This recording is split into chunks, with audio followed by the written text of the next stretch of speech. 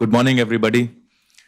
Welcome to Observer Research Foundation and welcome to our talk today on which is Risk, Resilience and Response in India-EU Cooperation on Russian and Chinese Disinformation and Propaganda. Although the report focuses only on Russian and Chinese, I think propaganda, state or non-state, is today a matter of fact by state actors or by non-state actors, including and especially from the West, as far as India is concerned. But if you just walk out and see the kind of news headlines that are there in the Western newspapers, you will see the kind of propaganda. Sometimes I wonder, what are they smoking? If they would like to share a little bit of that with us so that we can also get intoxicated in that. But this morning's discussion is going to be on disinformation from Russia and China. And I think it's important to raise a few points here because this is a report that has been authored by ORF and the Polish think tank. What Russia is to Europe, China is to India. And I find that for a long time, until Russia invaded Ukraine, the West did not seem to know or have any clue about what the Chinese propaganda or the Chinese approach to India was. Likewise, Russia is our friend. It has been our friend in terms of our toughest times, in terms of providing security and now energy. And we were probably not so aware of the kind of propaganda that Russia was doing in the West. So I think that this report kind of bridges the two broken ends of propaganda. The other thing is that propaganda on its own has been an ancient, right from ancient times it has been going on, and it's now accelerating much faster. So because of digital technologies, we have reached where we have today. And going forward, I think right now EU is entering elections, you will see a lot of propaganda there, just as during the Indian elections we saw a lot of propaganda. But I think after this phase of this year, 2024 is a year where several democracies have gone to vote. I think 5 years now or 6 years, depending on the amount of time that it takes. I think by next time the propaganda would have increased infinitely through artificial intelligence and new emerging technologies that are coming. So with that, I would just get into the report that it is important that India and EU work towards understanding this threat. It is also important for us, while we are understanding this threat, to look inward, introspect as to what we are doing. What is free speech in Canada, for instance, is a terrorist act in India. And the fact that you are able to cloud it under free speech, or in the UK, when you attack our embassies and you clean that up as part of a free speech, it doesn't help the relationship, which in my opinion is only going to accelerate over the time, as by 2032 India becomes a $10 trillion economy. So is economic might an important aspect of propaganda management? I don't know. I think there need to be some first principles. The fact that all propaganda was done until India became today as a $4 trillion economy, and now you don't wish to do it anymore is one aspect. But surely economics alone cannot be the sole reason for propaganda or non-propaganda. Another issue I find is that although the G2G relations, that is government-to-government relations between India and each EU country and America and the West and the East are on course in India except for China. And the B2B relationships, as in business-to-business relationships, are on course across the world with India. More and more businesses I know want to come into India, or they want to send they want to get an India exposure as an expat. Because without an India or a China exposure, your resume is incomplete. And the C2C relationships between citizens, for instance, in education or in migration or in work permits or tourism, healthcare, etc., are totally on course. So the only two institutions that are clouding our relationship through propaganda are the academia and the media. And I think we need to look into this more seriously. Can anything be done about it? I don't know. I think every country is trying to fix this in some sort of way. Everybody knows there is a problem, but everybody hides under the free speech bogey. And with that context in place, I just want to open it out and welcome our guests. I'm going to, this is going to progress on 6 parts. I'm going to invite first the authors of the report, and then the 2 discussants, and then we'll open it out to everybody after that. So my first invite is Agnieszka, who's an analyst at the Polish Institute of International Affairs, specializing in Russia. The smile was because I cannot pronounce her name, so I've written it in Hindi. So over to you, Agnieszka. Very much for the invitation.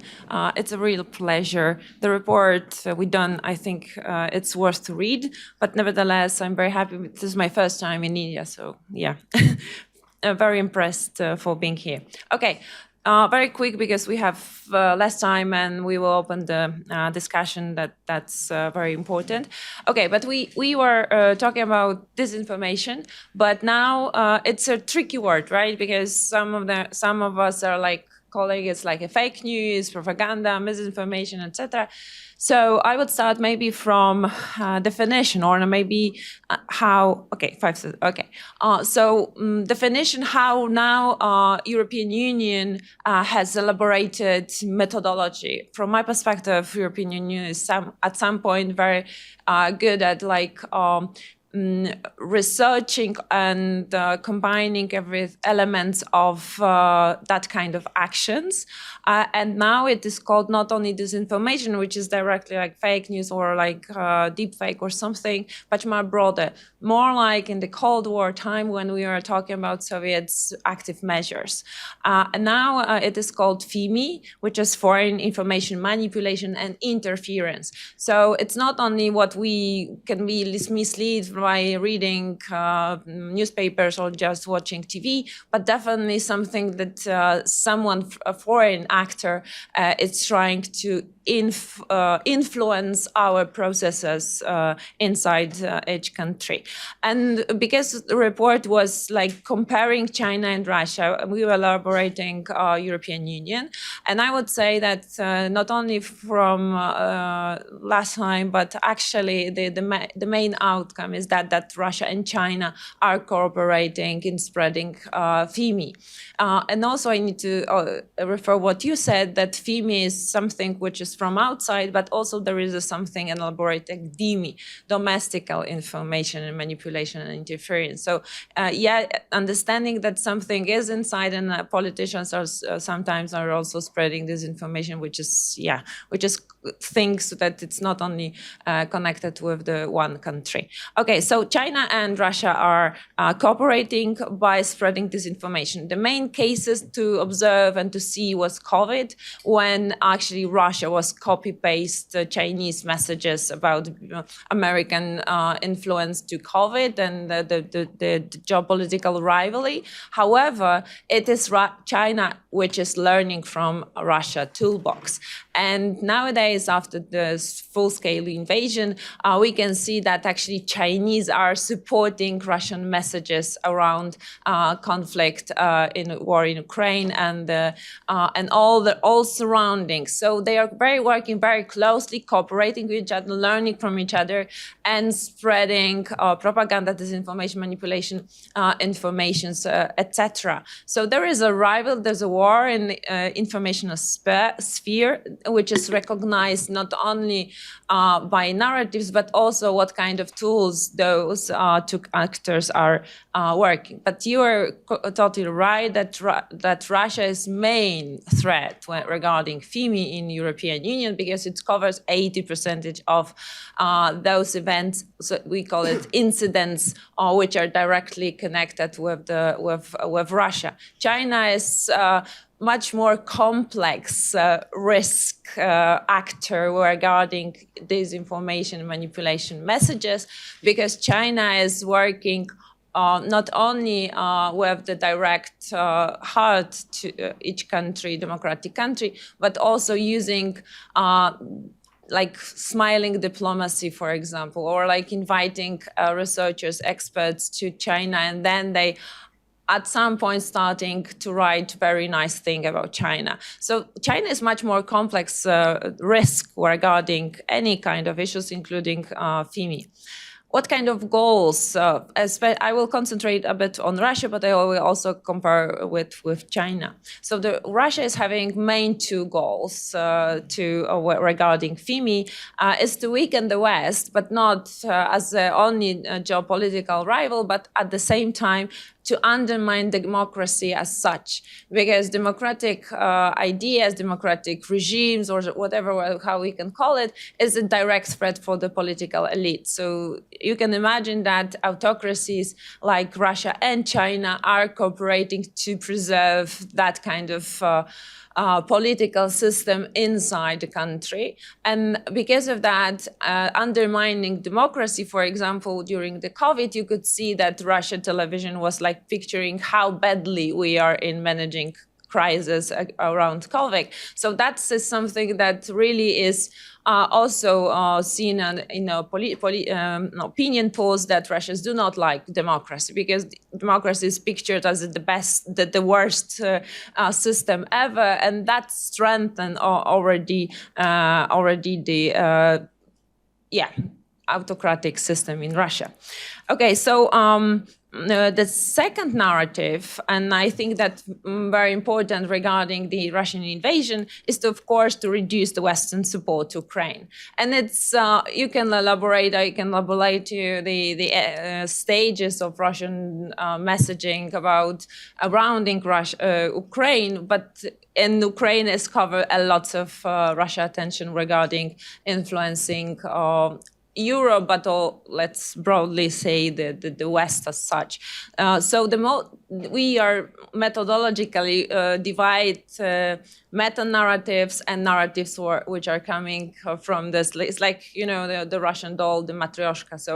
So the big matryoshka is because to actually undermine the idea that Ukraine is a country, or if it's not only a sovereign country, but as a historical political factor, Ukraine does not exist. So taking this meta-narrative going down, you can find a lot of misleading messages that either Russia and the West is fighting on the territory, not in the state. So how Russia is picturing this war is exactly the war between Russia and the West in Ukraine. So because Ukraine is not existing, or it's failed state, or it's like a sphere where Russia is not only able but capable to manage. So that's the reason why they are also saying that failures or winning they will have in Ukraine, not exactly to Ukrainians who are fighting for their territorial integrity, sovereignty, etc. But Russia is like taking advantage to somehow conquer or fight with all the West, especially with US and NATO countries. So from this meta-narrative, you can also elaborate how they are trying to undermine our democratic processes. You are at the process of democratic elections, and the European Union also. So it's kind of, as I said, it's kind of elaborated. So from the previous elections, we can observe that Russia is operating in like 3 stages. First, it's 3 months before there is a bump of the disinformation messages, then 1 month before, and now and 78 hours before the elections. This is a very, very important moment, because elections can be disturbing factor. There's institutions which is very important for our both countries. And the last. Can I just interrupt here? Give us an example of what kind of propaganda happens before, during, and after the election. Okay. So, for example, now we had in Poland elections, local elections. So the most important elements, they were like picturing voting ballots that they are fake ballots. That, for example, Ukrainians are going to Polish administration. So they made the pictures of Ukrainian citizen, and saying that, okay, she's coming to Polish administration. Why Ukrainians are going to Polish administration while were refugees, and that what they were trying to mess up that and somehow divide Poles and Ukrainians regarding exactly the elections process. So also saying that, like also through the social media, of course, to picture European Union as a political, secret agency which is trying to take sovereignty from each country, and that kind of messages you can find in social media, and that's my third point and the last to my intervention, that actually we are not only looking at the narratives which are changing or like making like all around the same things, but actually we are looking for TTPs. It's just like techniques and tactic procedures.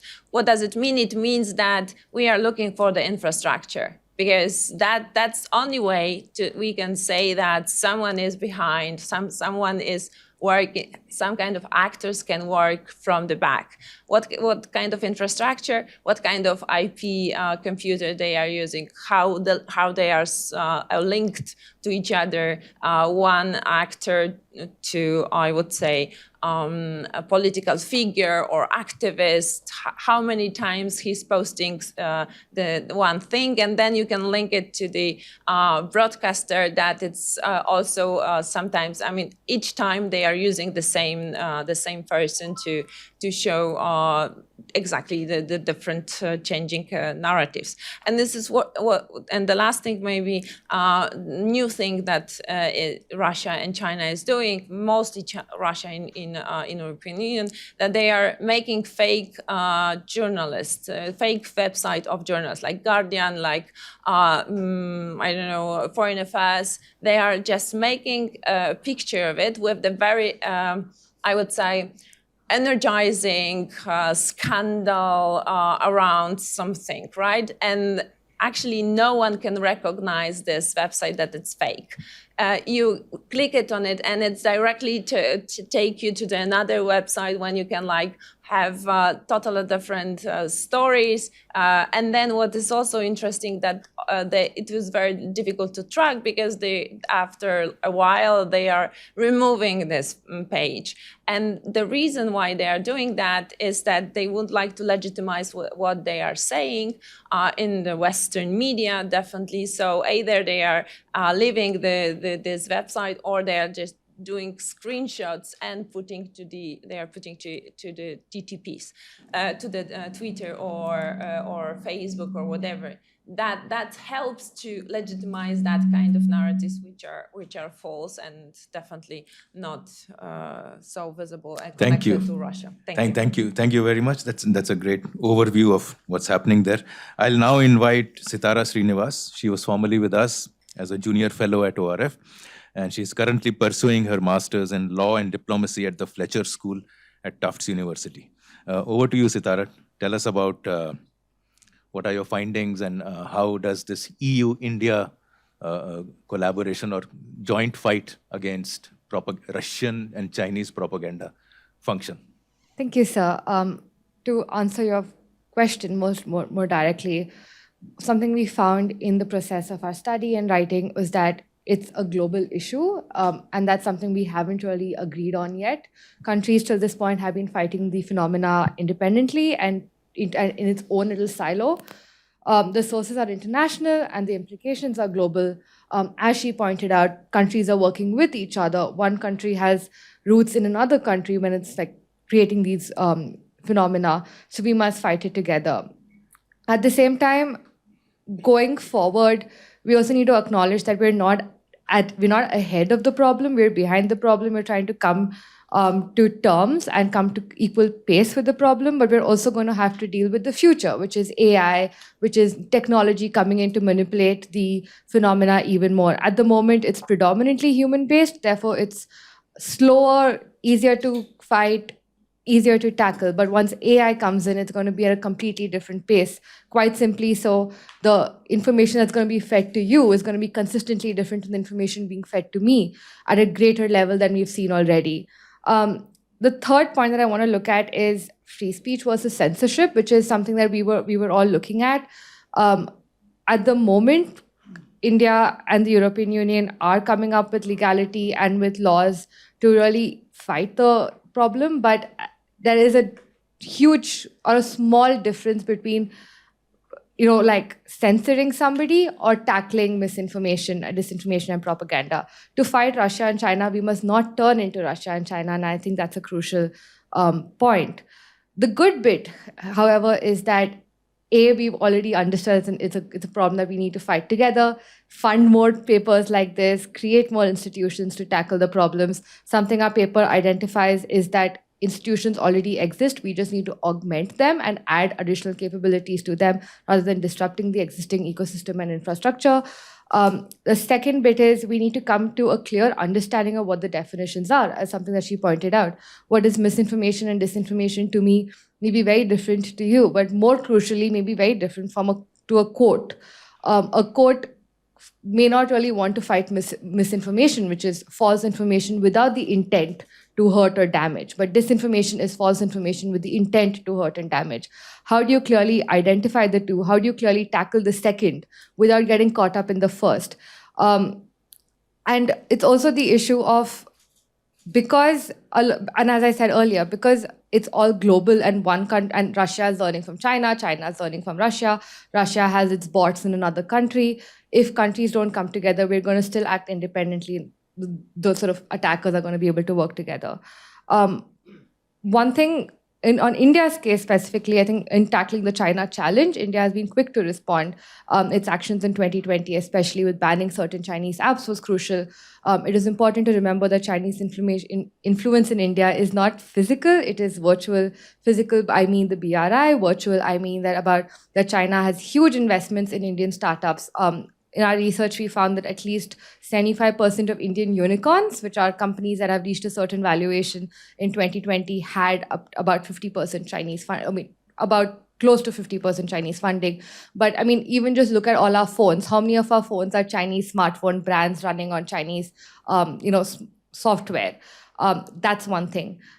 The other bit is, and I'm going to let my colleague Kalpit, who has focused on China directly to attack this, is that China and Russia both have very different intentions, something she pointed out. China is trying to promote its message. It's trying to protect and promote. With elections, this is a very crucial point. India is completing its elections. The European Parliament is going into elections next week. The US is going to have elections in November. There is no better time to really start understanding the problem, such that 5 years down the line, when AI, when AI and other technology also become significant challenges, we do have the platforms in place to not censor, but to protect and restrict. Thank you. Thanks. Just 1 second. So our elections are almost over. Did you see any kind of misinformation or disinformation from China during the last 1 month that has passed by in elections? Unfortunately, I wasn't in India while the crux of the elections was taking place, but something that we learned while speaking to experts in producing this paper, including experts who are placed in the government of India, is that it may not be as apparent to you and me because we're in tier 1 cities. We have a much higher, we are in tier 1 cities, and we may be having different sources of the same information. But in tier 2, tier 3 cities, especially in cities and regions that border China, there'll be very different sources. So for example, your mobile news app may be showing that one particular candidate is problematic because they've said something, or they've said that Arunachal Pradesh is a part of China, and they're trying to feed into that narrative that this candidate's part of that this candidate is sort of supporting Chinese views, but also sort of destabilizing the Indian voters' intention to vote for the correct candidate.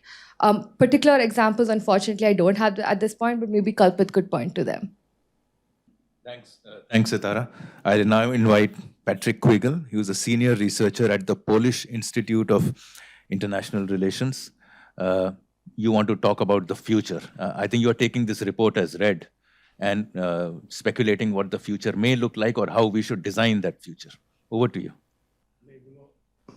Maybe more about how we can design the future. So what are the main findings and conclusions and recommendations we came forward with during this study.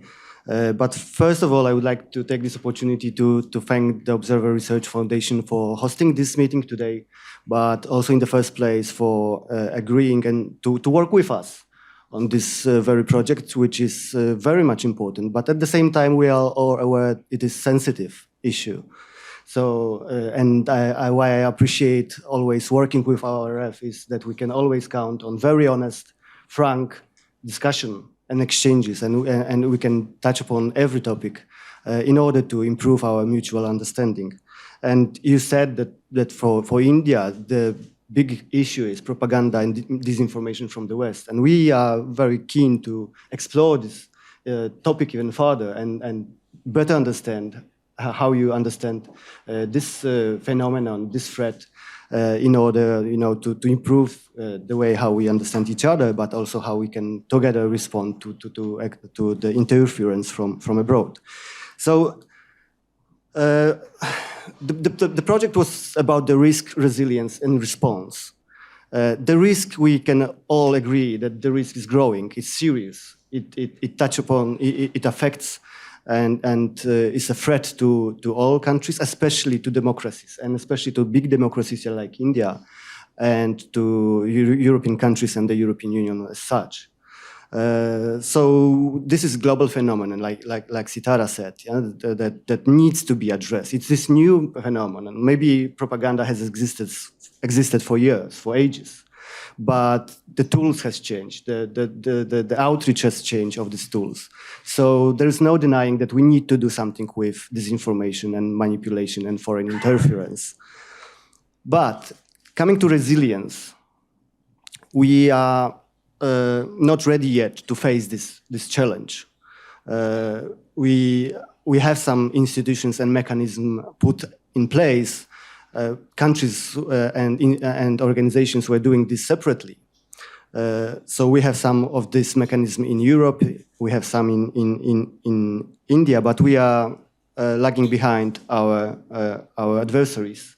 Those actors who are engaging in misinformation are always a step ahead of us. So we are not ready yet at every level, institutional, legal, and societal, and educational. I think the educational part of how to deal with disinformation, the education might be a key aspect, how to educate better our societies in order to distinguish between facts and false, and etc. So it means that we need to work harder and more in the future. And this is probably the main part of our research, the response. What can be done with this challenge? And the title of our project was also about the EU-India cooperation on disinformation, and it was striking that there has been basically no cooperation on this aspect. Even though we are two big democracies, it is a great challenge to all of us. The relationship between Europe and India has improved tremendously over the last 2 decades, but still this was a missing part in our dialogue and cooperation. And since we need international cooperation, because disinformation is a transboundary international issue, we need to cooperate more also on this question. So it was kind of surprising. And in this sense, I think this study has a lot of shortcomings, certainly, but it is the first one in which we undertook this challenging task to compare how Europe and how India is reacting to the threat and what they can both do together. And I will share with you only 5 points what can be done about it. So as we all understand, we need to improve the understanding. We need to have more or less the same definitions, what we understand, what is disinformation, what is propaganda, what is foreign interference. Yeah? So we can also learn from each other much more. Like you said, we address in this report the gaps in our knowledge. We didn't know how serious is this threat for India of disinformation coming from China, for example. And you probably didn't recognize that we are facing the challenge from Russia in this domain. So I think the more we understand and do more research on this is the way forward. So I think first recommendation would be that we need to continue such an endeavor, such a study, such a research in the future. We need to understand more what is Russia doing in India, for example, in this domain. What is China doing in Europe in this domain?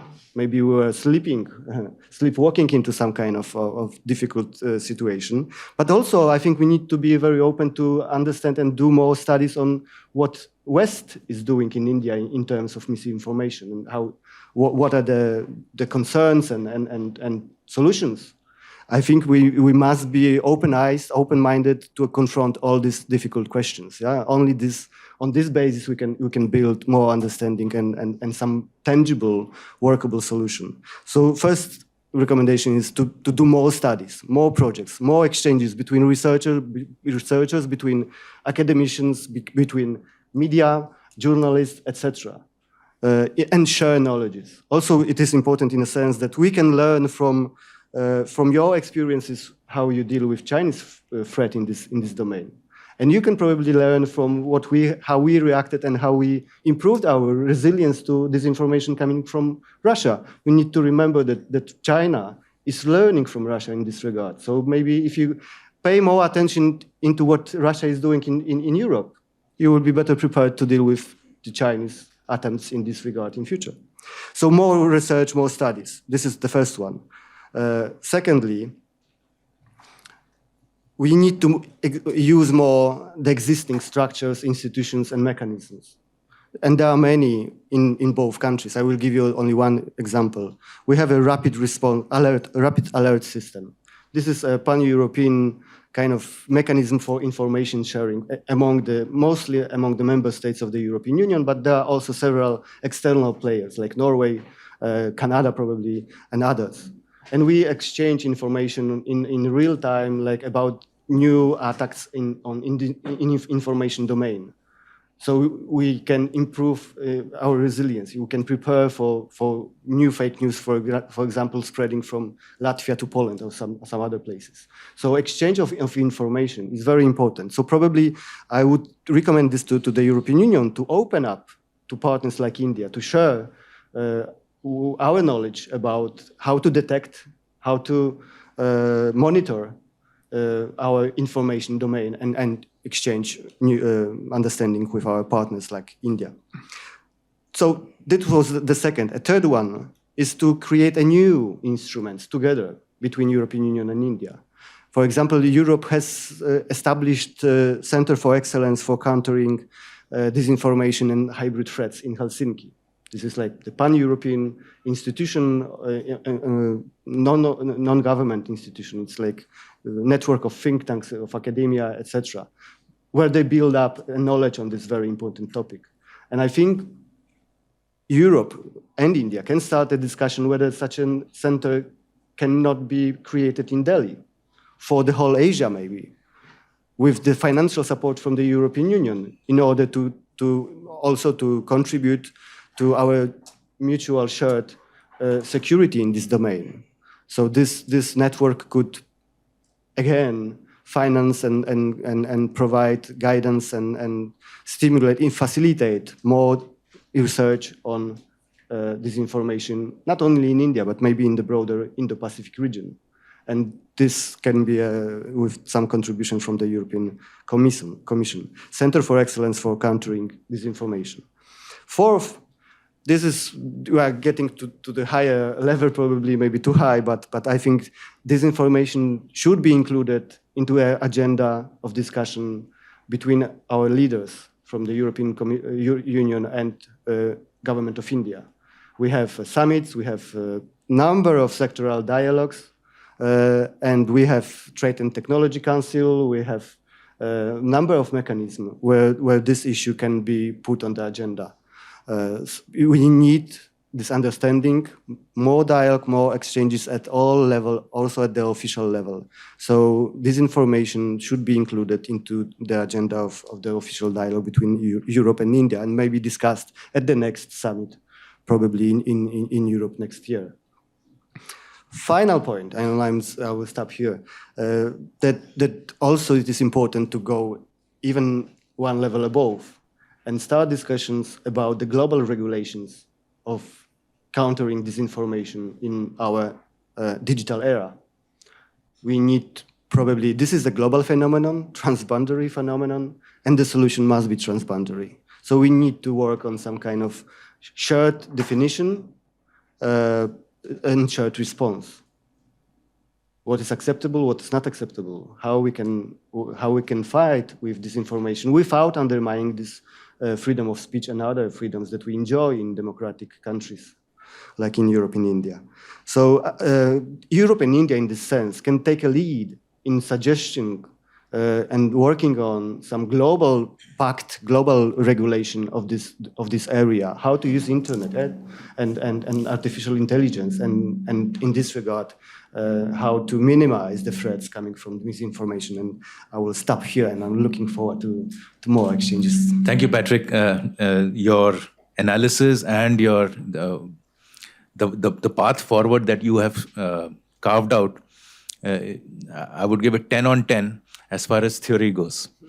But you mentioned, for instance, when it comes to brass tacks, when it comes to executing it, I'm not so certain about the EU and India values being the same.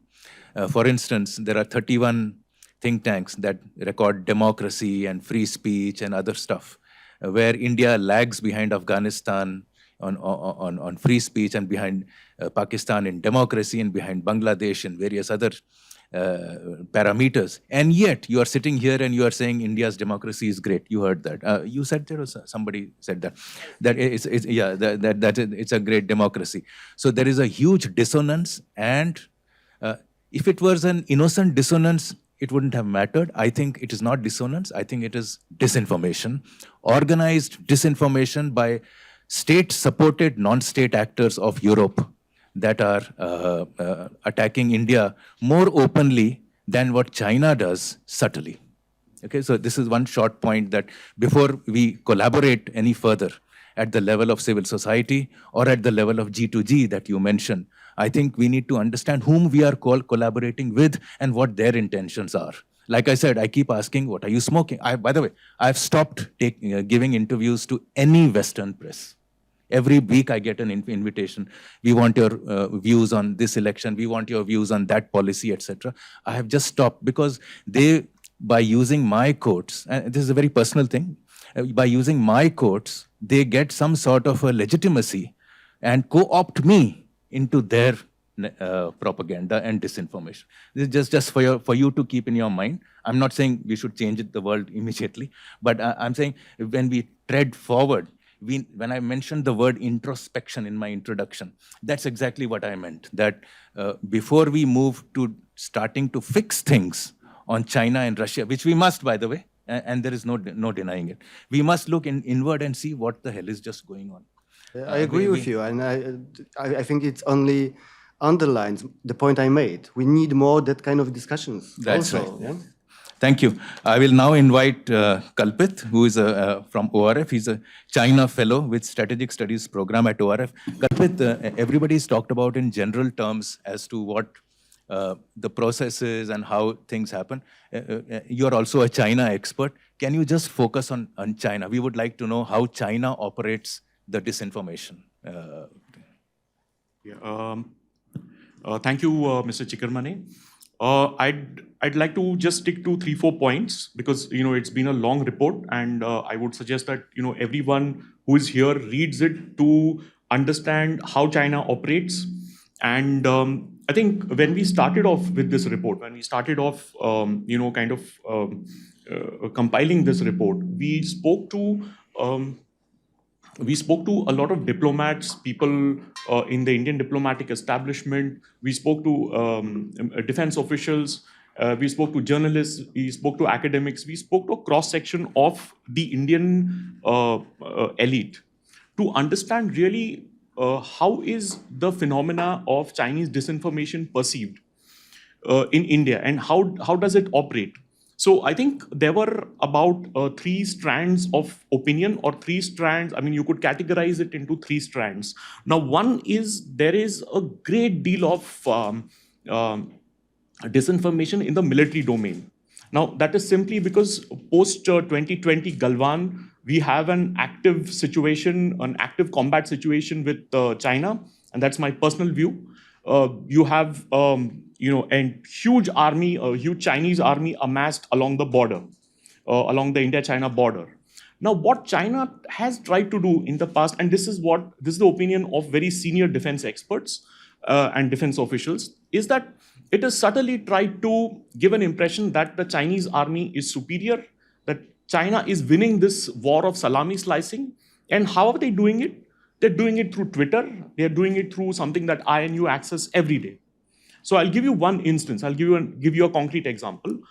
There have been instances where the Chinese PLA, and they put out these very sophisticated videos that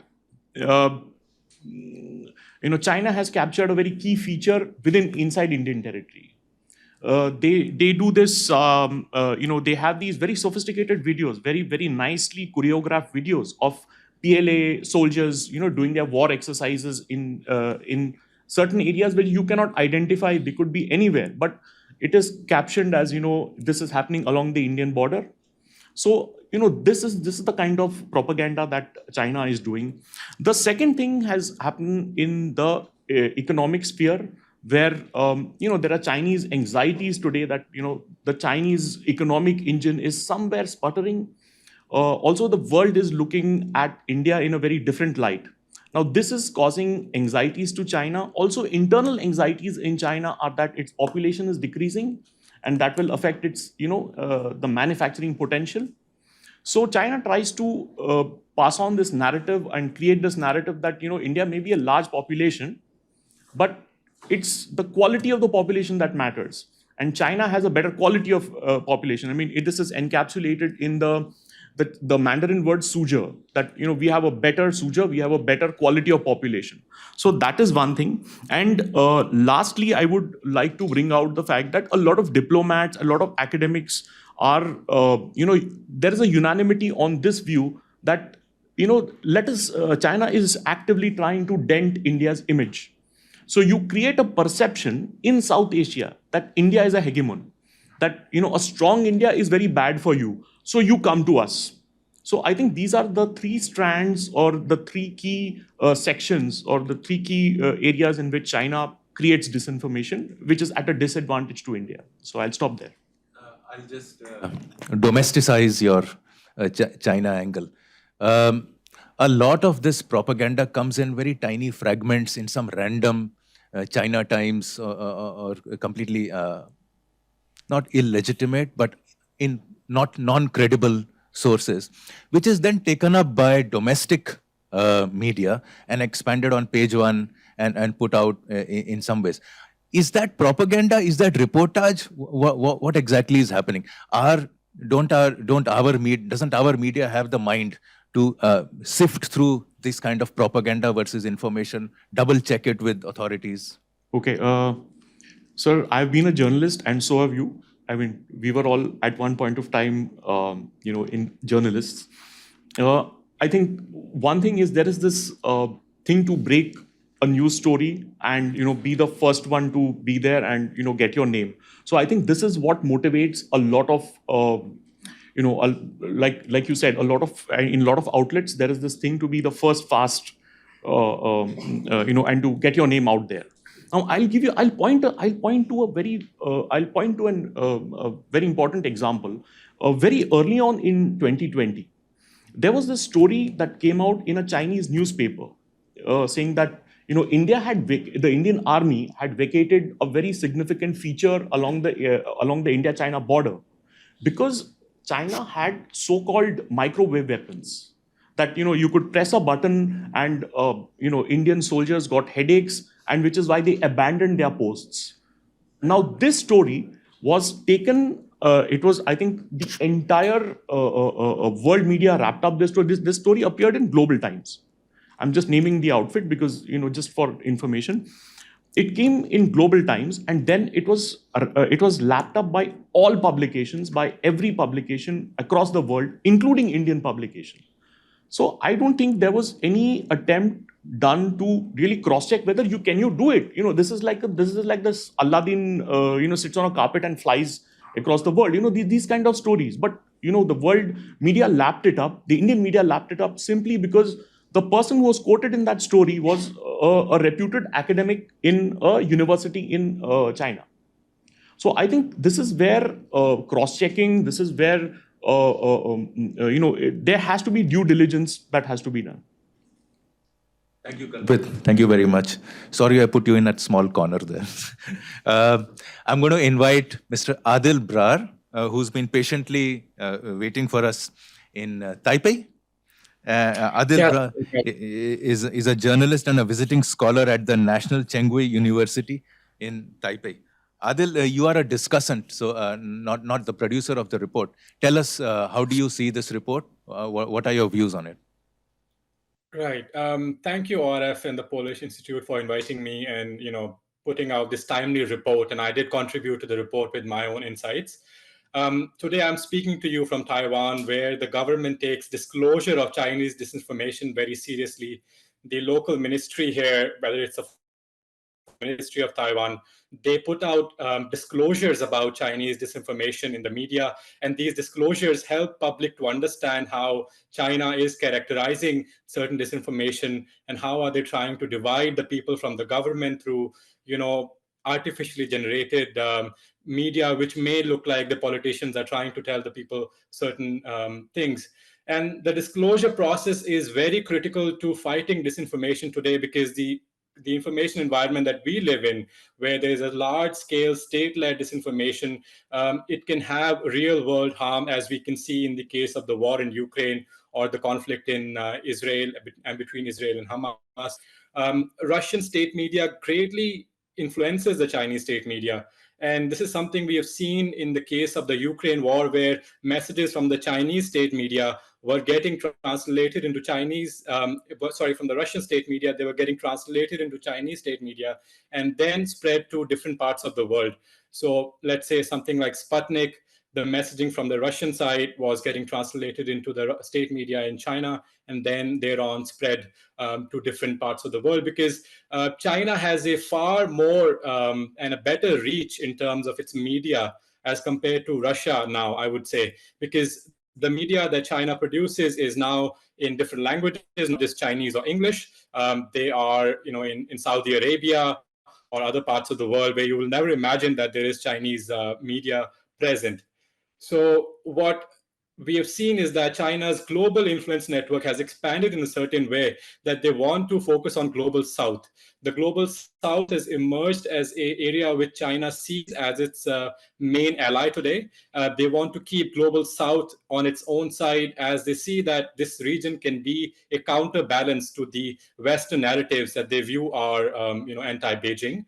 So global south can include not just India. There are other countries in the region which China wants to influence today so that they can counter certain Western narratives. And that's where India and China tensions can also be seen playing out, where certain messages against India in the global south region, whether it's Sri Lanka or Bangladesh, where the information environment is so critical that India and China are facing off each other. And that's where the disinformation from the Chinese side may have an impact on Indian politics directly or indirectly. And in my case... Adil, may I interrupt you? I think you're sitting at an extremely sensitive point in Taipei, and it's similar to what India is facing, and with those Chinese ships circling the island and so on. Can you give us some examples of how that propaganda is playing out in Taipei? I'll give you an example. So during the elections, Taiwan had the elections in January and February. What we saw is that there was a few videos which were put out, which were generated by AI, which particularly targeted the former President Tsai Ing-wen and the present President Lai Ching-te to discredit their potential or their credentials, especially targeting Tsai Ing-wen, where there are certain rumors about her doctoral degree that it's fake. And so this was generated from the Chinese side. And similarly, another example is there was and there still is an MOU being discussed between India and Taiwan. Chinese side put out these messages on a social media platform called Dcard in Taiwan. And these messages particularly targeted Indian labor, which is supposed to come to Taiwan. And this created a certain discord between Indian and the Taiwanese side. It's only until the Ministry of Foreign Affairs in Taiwan intervened and told people that this is actually disinformation from the Chinese side, because they traced it. They traced the whole process, how these messages were being posted on Dcard.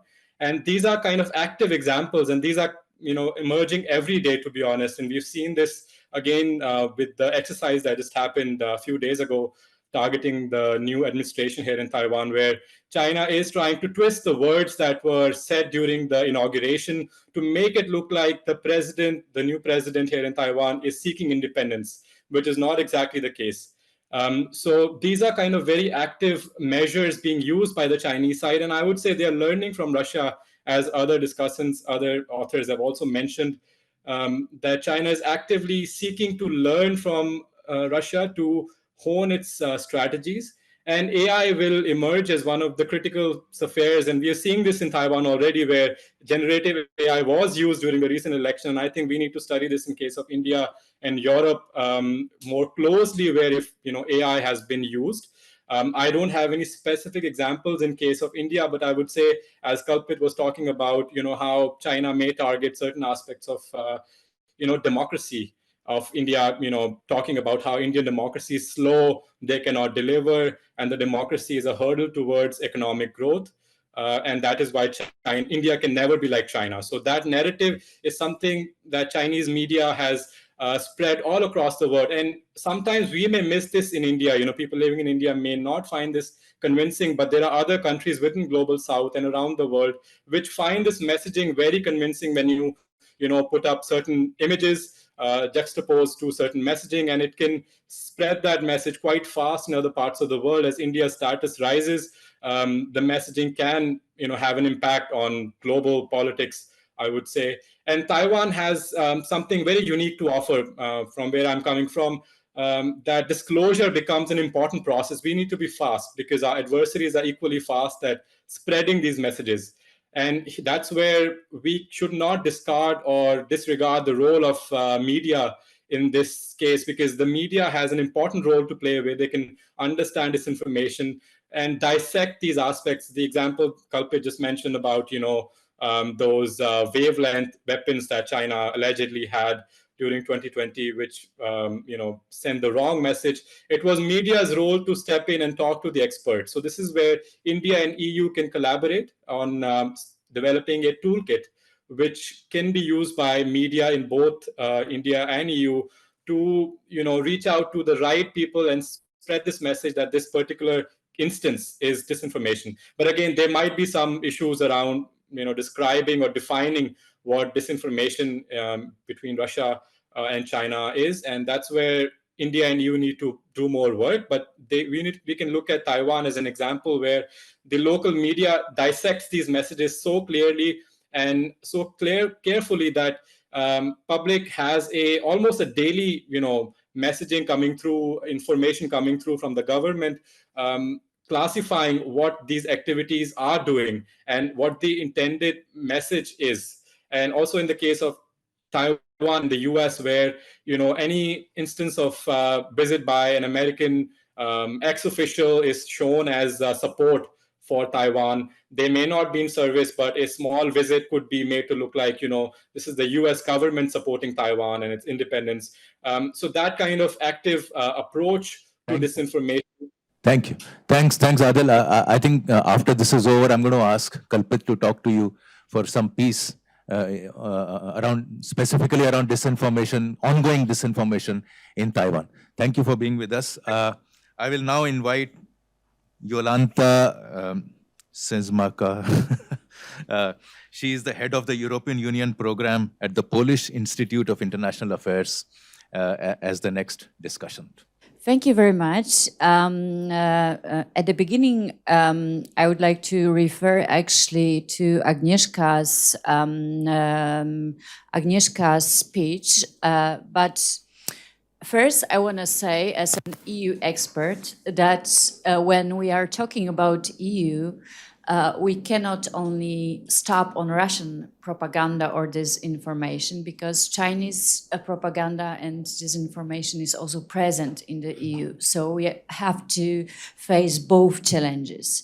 But referring to Agnieszka's definitions, I would like to say that I have my own definition, very simple one. So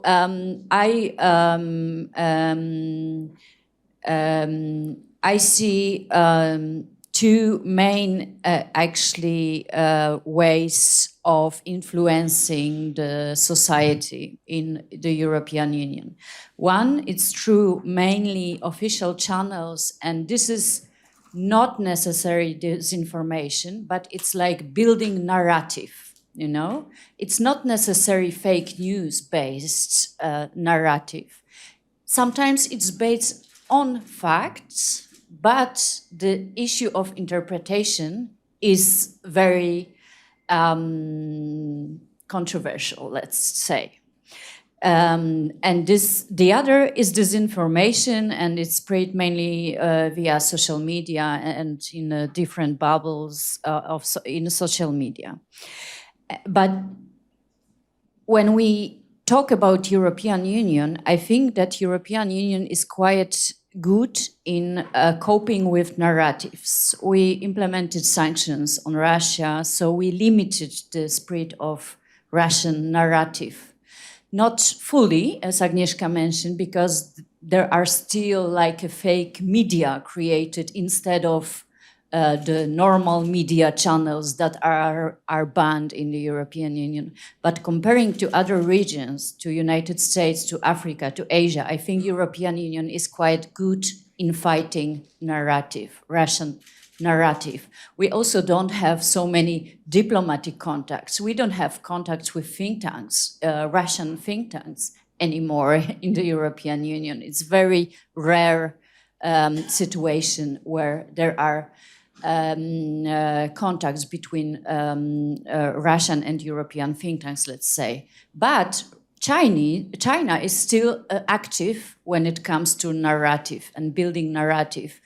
We have many visits, diplomatic visits, many think tank contacts, and so on and so on. So with this regard, I think that as the European Union, we still don't appreciate Chinese influence. So we are focusing mainly on Russia, not so much on China.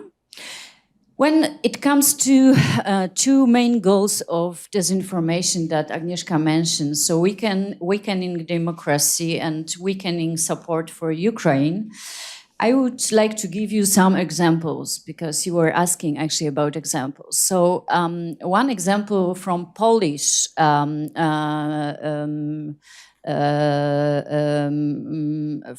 from Polish experience is with regard to migration of Ukrainians to Poland.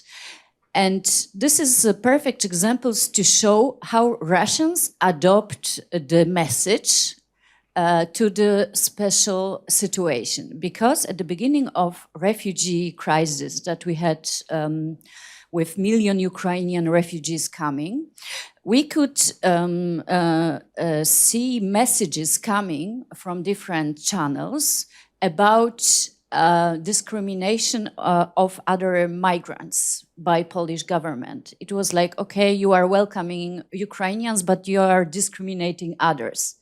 But no one in Poland was really buying this story, because we created open channel for all. It was so obvious.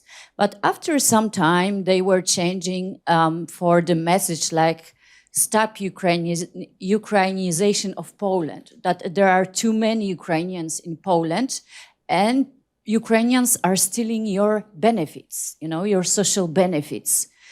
What is also difficult to buy in Polish conditions, because we actually need a lot of workers, in Poland. So they are actually very easily adopted in the market situation in Poland, and so on and so on. But still, this is the example how the propaganda is changing regarding conditions in a particular situations. And this is also about, it meets actually two goals: weakening democracy and weakening support for Ukraine in this regard. But it's also example of not very successful propaganda, because it's still not really catchy for Polish citizens. Just to focus on the EU situation and the propaganda that we have now with regard to European Parliament elections, there are 3 topics of elections: the climate transformation, migration pact, migration policy, and security. With regard to war in Ukraine, so when it comes to security issue, propaganda try to spread doubts about possibility to win the war by us, by West, by Ukrainians. So it's like,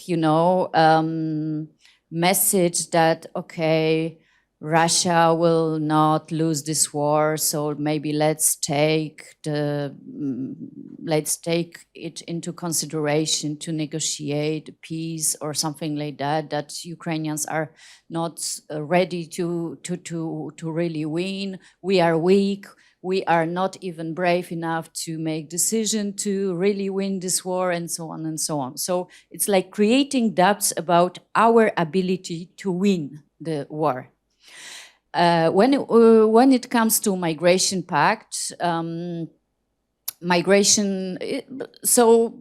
propaganda is of course catching all the skeptics about migration. So it's supporting the message that we are not welcoming migrants. We don't need migrants. When it comes to Green Deal, it's supporting farmers protesting against ambitious agenda on climate change.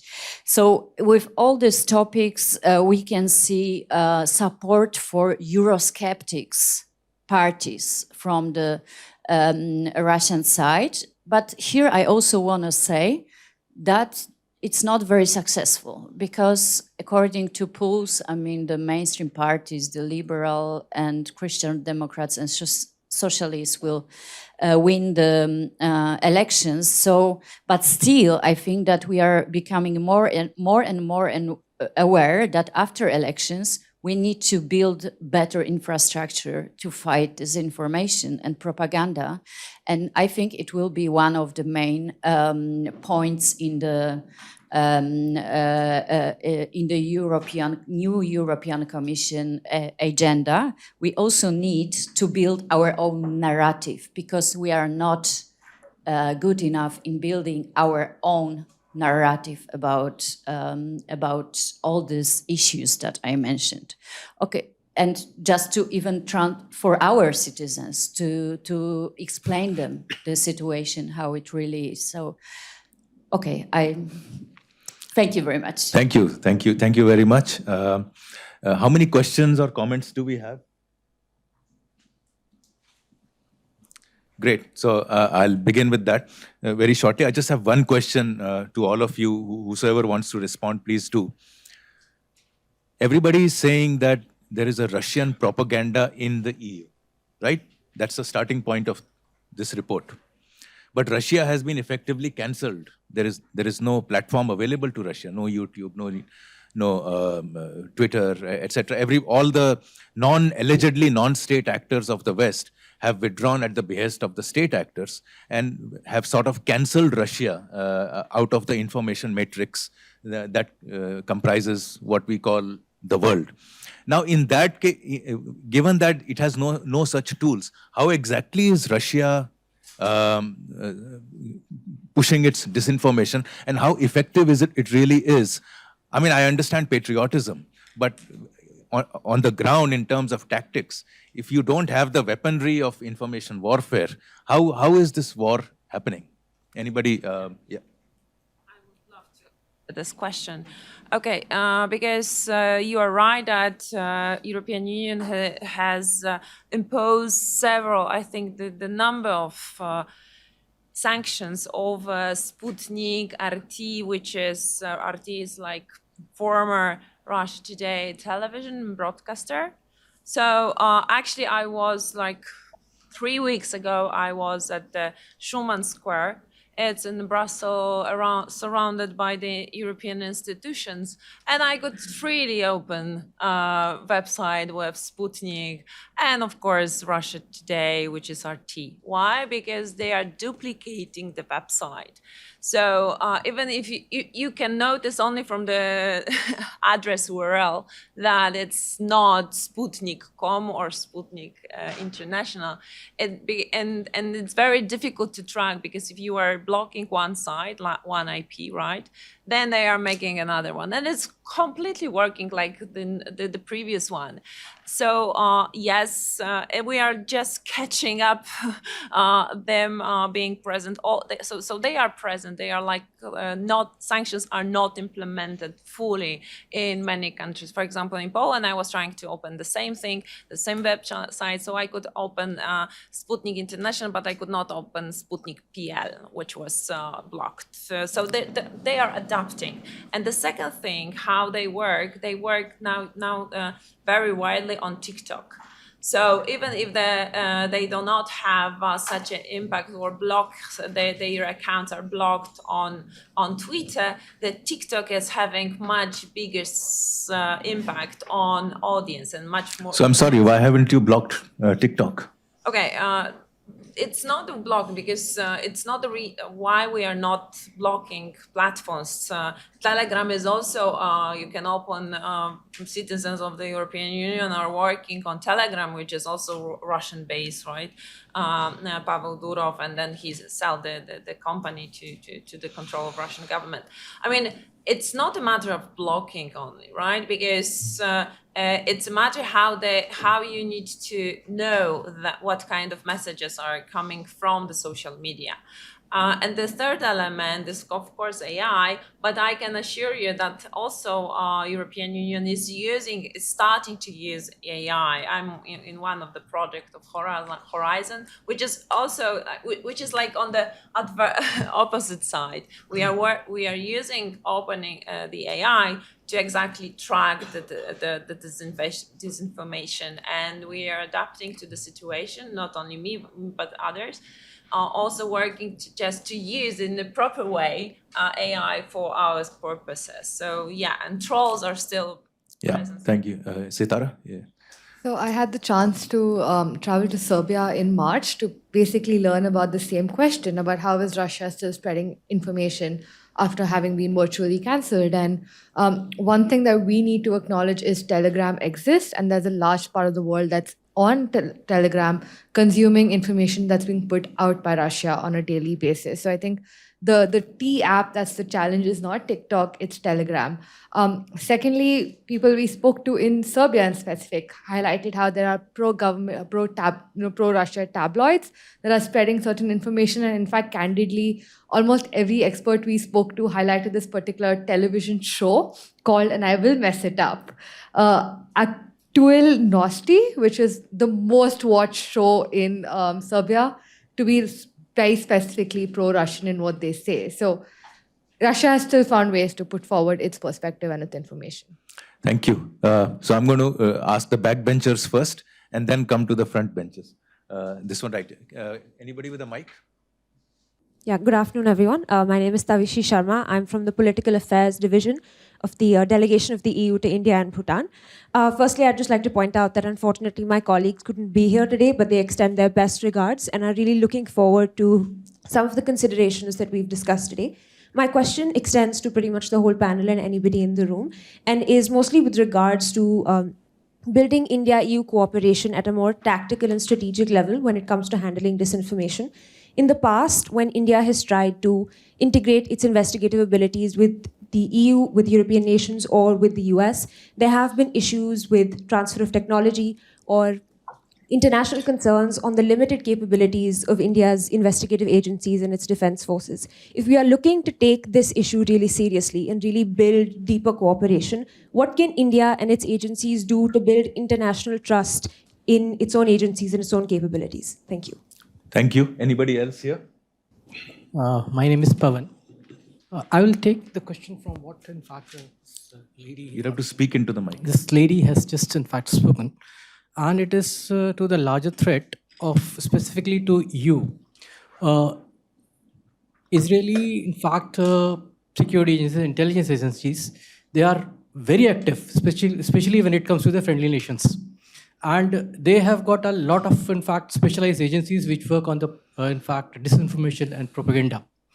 And then she raised the issue also of the question of the Indian agencies' abilities to, in fact, co-share the information and tactics with the EU countries. So that is where, in fact, when we work on the, in fact, integration or, in fact, cooperation between EU and India, that will be the key focus. That's what, in fact, my comment is. Thank you. Anybody else? So there was a hand here somewhere. You wanted to ask a question? Okay. Yes, sir. No comparison between Russia and India, China, in misinformation or disinformation. I think India-Russia relations have been very dependable, and we are very friendly. And the way China is encroaching in different parts of the world because of BRI is a very dangerous thing for the whole neighborhood in India itself, Sri Lanka, Nepal, Bhutan. So I think we should not be carried away with this Russia, China simultaneously. We should have our own relationship with Russia as independent. Otherwise, we will have a very difficulty in our relationship maintaining in Russia. Thank you. Thank you, sir. So the first is the India-EU cooperation on disinformation. What exactly is going on? Would you like to take this? The two questions were basically about the problem of the lacking trust in the intelligence agencies, in their capacities also, in a way. So yes, this is an issue. This is pending issue for a long time. It does not affect only cooperation on disinformation, but also on in other areas, like for example on terrorism cooperation. Yeah? That we have no proper intelligence sharing when it comes to fighting with terrorism threats, and there was probably pending and ongoing discussions on how to facilitate cooperation between Central Bureau of Investigation and Europol for the last 15 years. I think probably in 2008 at the summit, there was an announcement that these two intelligence agencies, security agencies, should start working to deal with terrorism. And 15 years have passed and nothing happened. Probably last year there was some new development. Probably they are planning to do something. So it takes time. Maybe we need to generate more political will and address this issue, and at technical level, but also at interpersonal level. And also I think intelligence agencies are only a part of the picture. Maybe for this we will need a couple of more years to build this trust and mutual understanding. But it shouldn't stop us from discussing this topic within different forums, at the political level, between the researchers, academicians, media person, etc. So still, I wouldn't wait for some kind of breakthrough to involve intelligence agencies to start cooperating in this area. It is rather complementary. We need to start working, to build the trust between the societies, between people, experts, and etc., and politicians, and then intelligence agencies will follow through. Thank you. I'll just come. Yeah, ma'am. I would prefer that if you ask the question. Please come. Hi. So thank you so much for this enlightening talk and the whole conversation and giving so much information. So first, I apologize because I'm not an expert in this thing. And my question is what I've observed from all these panelists and the whole discussion, that all the people are building this thing is kind of very big, monster kind of thing, this information and the narrative Russia and China are building. So these two countries on the one hand and the whole world on the other side. So why we are not able to counter these narrative, debunk these disinformation and narratives? So can you please enlighten me on these Yeah, issues? thank you. That's a very good question, and let me give it some more force. Are democracies weaker by the system that they follow against authoritarian regimes when it comes to disinformation? Would anybody, Kalpit? I think, see, one thing is that successively, if you see successively, if you take 2020 as the starting point, I mean, where Chinese disinformation against India, is amplified. If you take that as a point, now we are about 3-4 years from there. Now, one thing that a lot of people have noticed is that attempts at Chinese, trying to gain an influence through Twitter and through other mediums is, sort of diminishing because it's there is this diminishing marginal utility.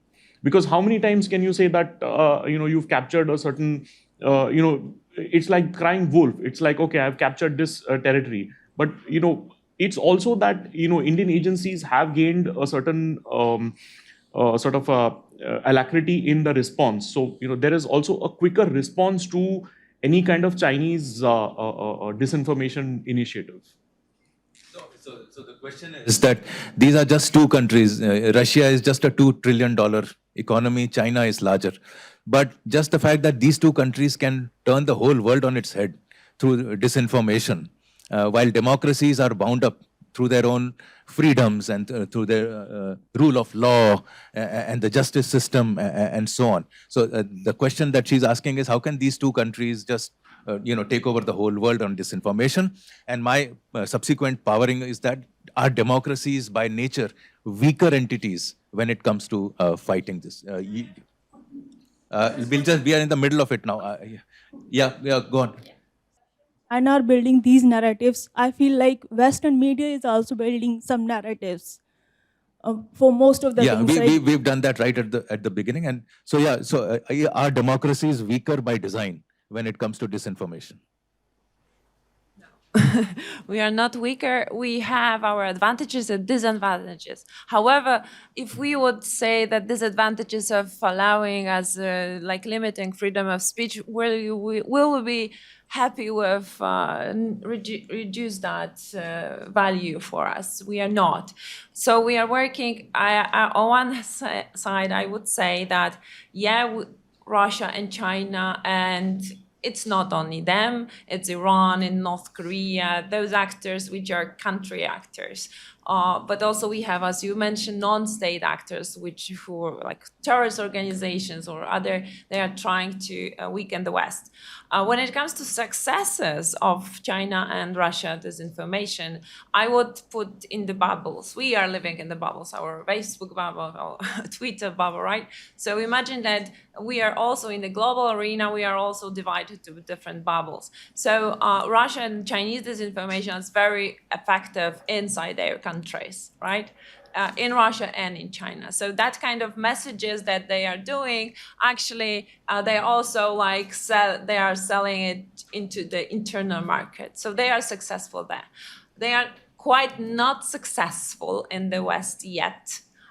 Because we recognize the issue, we recognize the risk. However, there are Then why have this study? Why are we in this room today?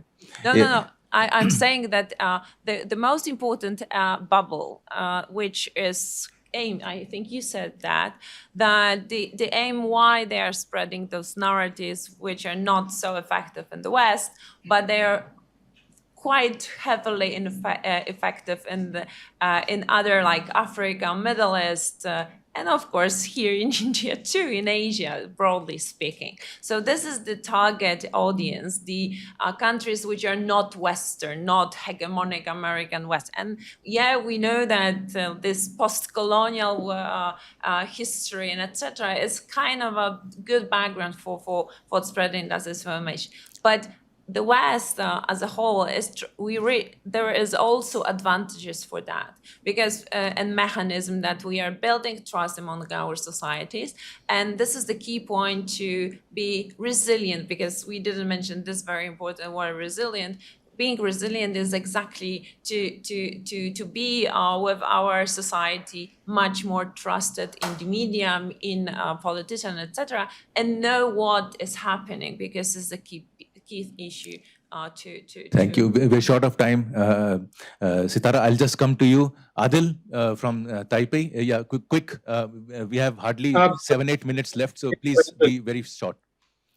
Very short intervention on the question that was just asked about why Russia and China are the only countries. I think we have to look at it in a different way, because there's an ideology behind it. Russia and China enter narratives and discussion through certain ideologies similar to what happened during Soviet Union, and they try to divide people. And this is something we've seen in the case of US and Taiwan, where they've divided the issue that it's the US which is the hegemon in this case. And you can find converts in different parts of the world where people will buy this argument. So it's not just Russia and China, just two countries that are doing it. There are other ideological divides that they play on. Thank you. Sitara? Very quickly, I think, first of all, we do acknowledge that other parties exist. In fact, in our report, we talk about Belarus and Iran and how they play into this particular operation. But specifically on why Russia and China, simply because Russia has a lot at stake right now with its invasion of Ukraine, and it wants to sort of promote a message. Putin has a lot at stake right now. On China specifically, China is also prioritizing sort of promoting a certain ideology over the world. There is a sort of sentence called borrowing the boats to cross the river, which is to borrow various platforms to put forward the Chinese message across the world. So yes, while many other countries exist, and these are only two countries, and we have so many other countries, these are the two countries prioritizing these information influence operations on the top of their agenda. Thank you. Patryk? Thank you very much. Two points. First, you said, are democracies weaker than autocracies? I think... On disinformation. Yes, on disinformation, yes. They are more vulnerable. Democracies are more vulnerable because we offer this freedom of speech and other liberties, which autocracies doesn't need to do. So what we need to find is the right balance between this freedom of speech and liberties and the security and our national interests also. Yeah, you mentioned the case of Canada and Sikhs probably. So this is a very good example. Yeah, where is this balance? The point where we allow people to speak freely, but not at the cost of someone else's freedom and security. So this is also Europe and India can discuss more together, yeah, to find this place. It's very delicate, very hard to find the place. Where is this balance place? This is first. Secondly, I think also why China and Russia can be so successful in the global south. It's not only that they are so smart, that they have good tools and everything. Yeah, I think they just understand the existing grievances, resentment, fears, and anxieties of the people in the global south, yeah? Existing. They find a fertile ground for the message they are spreading, yeah? Because the world system is unjust, because people feel marginalized, that probably the current system serves better in interests of the global north. So, and the same can be said in the case of India. Yeah? Why in South Asia? Because there is an anxiety about India as a big brother. You know, some countries are cautious, anxious about the role of India. So this is fertile ground for China. So what we need to do to deal with this problem in a sustainable, long-term way is to address these root causes of grievances of those people in the global south. Then only Chinese or Russian propaganda will not be successful. If we engage people in the global south in an honest discussion on the reform of the global institutions, on reforming the way how the world is functioning, then only we will solve this problem. Thank you. Any more questions? I have, otherwise I'm going to take the last question myself. So, hi Adil. So, you are in Taipei and you can better give us some information about Taiwan. So what I'm reading from Western media that China is taking over, swallowing Taiwan, and all the things like. So what kind of like do Taiwanese really want to get independence from China, or they want to integrate with China and trade and all the things as it's going on? Thank you, Adil. Quickly, 1 minute. Very fast. So the overall sentiment is pro-independence, but the political statement that gets through, and that's the political elite's view, is that we need to maintain the status quo. The way things are, they should be kept this way. But Taiwan is seeking a separate identity.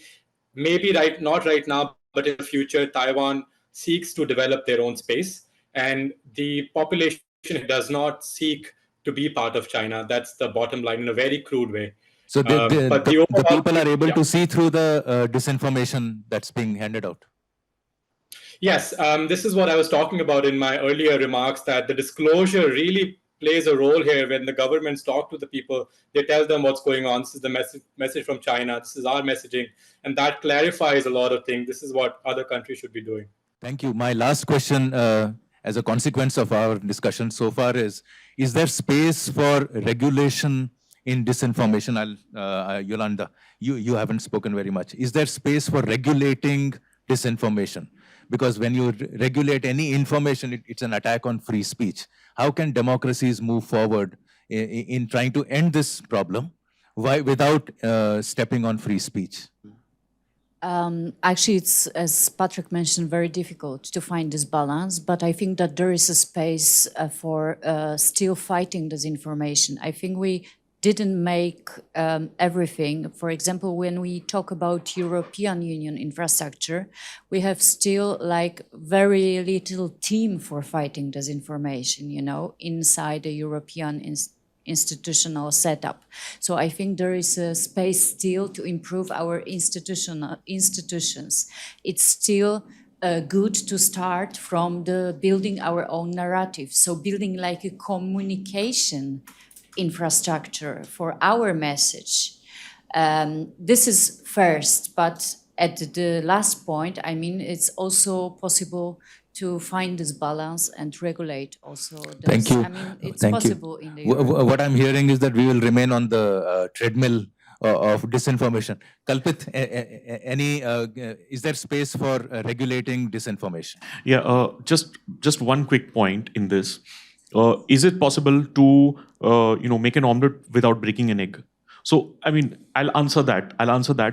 Some time back, the Indian government had put forth a proposal to have a kind of a fact check unit.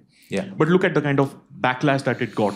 And if this had gone forward, I'm sure a lot of other foreign countries would have said, okay, India is cracking down on free speech. So I think it's like that same thing about making an omelette without breaking an egg. So that's. Treadmill is the answer. So Yes. Agnieszka, last word to you. Okay. Several countries of the European Union started to penalize disinformation. That you can go to the jail if you are spreading disinformation. Poland, just lastly, we did that, but it needs to be proven that what you are saying is actually foreign interference, that you are paid by foreign actor to say something wrongly, and then you can get penalized. And then the second thing is that we actually have instruments we are elaborating, not fact-checking, because it's also reacting, and no one cares about fact checks. I'm sorry, it's research showing that. But actually debunking is the better way. And like saying what they are up to, what they will say, and people are more resilient knowing that that kind of messages are false messages. So we don't need to be, blocking something only. We need to improve our strategic communication. Thank you very much. I think this discussion is over, but the conversation has just begun. Let it continue over tea and coffee in the next room. Thank you for being here. A wonderful panel, great discussion. I hope we have provoked you enough to think harder and fight longer.